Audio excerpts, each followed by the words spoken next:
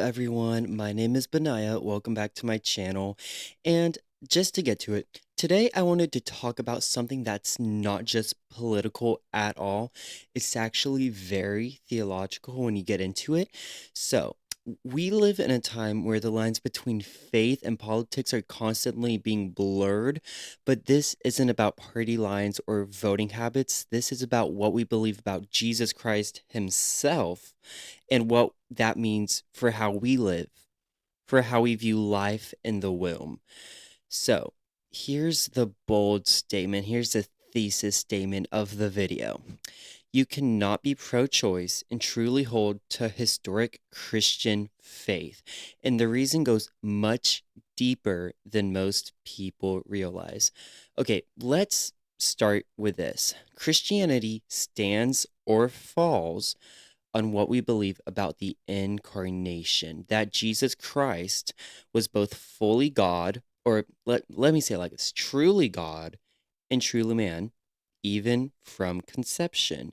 If you claim to be pro choice, you're essentially saying that a baby in the womb is not fully human yet, that personhood begins later. But here's the problem. If you believe that, then you're also implying that when Jesus was in Mary's womb, he wasn't truly human yet either. And that belief actually mirrors an ancient heresy known as Docetism. Docetism taught that Jesus only appeared to be human, that he wasn't fully man the way we are. It denied the full reality of the incarnation. So this isn't just about when life begins, it's about who Christ is himself. What we believe about the unborn directly reflects what we believe about the incarnation. And if we get that wrong, we get Christ himself wrong. Now, I know heresy sounds like a heavy word, but it's supposed to be. Don't get me wrong, heresy is supposed to be a strong, heavy word. A heresy isn't just a small disagreement, like a denominational disagreement. No, it's a belief that distorts the truth of the gospel itself. When someone knowingly holds to a heresy and refuses to turn from it, they're stepping outside of the bounds of Christian faith. And if someone claims to follow Christ, yet embraces a worldview that denies the humanity of the unborn, that's just not bad politics. That is false theology, my friends. Okay, because scripture tells us we are made in the image of God, imago Dei. That means every single human life from the moment of conception carries divine worth along with it. There's no asterisk on that verse. There's no exception clause. Now, some people will say, well, I believe that a baby is human, but I still think the mother should have the choice.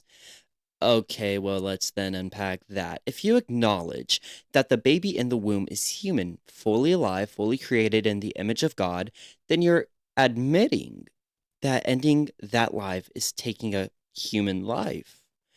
And once you accept that, no amount of moral reasoning or emotional justification can make that act okay. Yes, we should deeply care for mothers in difficult situations always. Yes, we should support them emotionally, financially, spiritually, everything we can. Something I'd like to point out too is that is not the government's job, that is the church's job. In today's day and age in America and all over the world, that is where the church is failing, thinking that those jobs belong to the government. No, I believe God has sanctioned jobs for the government and God has sanctioned jobs for the church. And the church is handing the jobs that God has sanctioned for us over to the government because we're lazy and complacent. Anyways, moving on. If that child is a human being, then that human being has the same God-given rights to life, liberty, and the pursuit of happiness that every person does. And if we're serious about those values, both as Christians and as Americans, we have to defend the most defenseless among us. You cannot say, I'm pro-life, but, and then make exceptions when things get uncomfortable. Life doesn't stop being sacred because of the circumstances of its conception. Whether a child was conceived through marriage, through sin, through violence, or through tragedy, that life is still precious in the eyes of God. It does not make the pain or complexity go away by no means, but it does call for us to rise higher, to love both mother and child the way Christ calls us to. The easy route is to justify.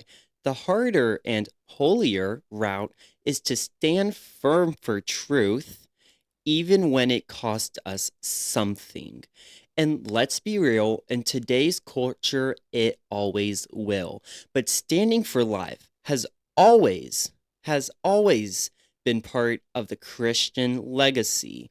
From the earliest centuries, when Romans practiced infanticide and left babies to die on hillsides, it was the Christians who rescued them. It was the church that said, no, every life matters.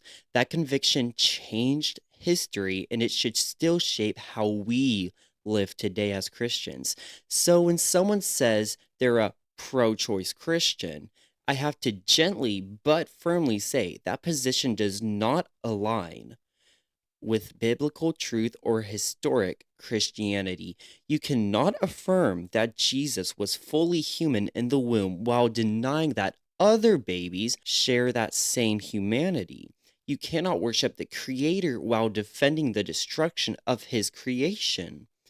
And you cannot separate theology from morality, because what we believe about God always, and I mean always, affect the way how we live.